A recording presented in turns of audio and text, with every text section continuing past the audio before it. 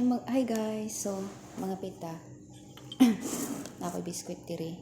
Bago ko nakamata. Saka ko is mga 6 nakamata ko is 6, 7, 8 2 hours jud akong tulog. So, okay tayo ang pangkuan. Paminsar sa inyong katabang. Tapos kapihan dayon. Wala na kayo ko trabaho after naglimpo lang ko diri Tapos hudat na lang ko kano sa magkaon akong amo. Saka na dayon. Relax. Wala na da. Akong trabaho diri dili man jud siya ingon nga kanang hago kaayo ko kay tigulang duha man akong kuan ra man akong amo. Tigulang og isa ka dalaga ng kuan kanang laon ba. Matandang dalaga kung sa Tagalog pa. Mura na akong amo diri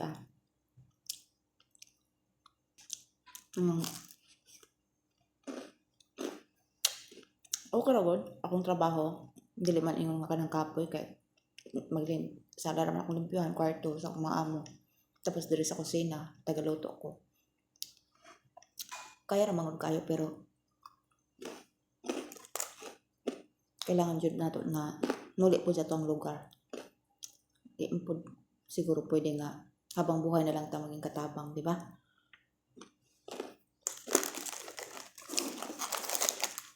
Napud ba tayo mga pangailangan nga sa tong pamilya. Mo gani nga nag-upload ta kay para makakuan na kailangan ta uli para aton pong makauban na pud atong pamilya.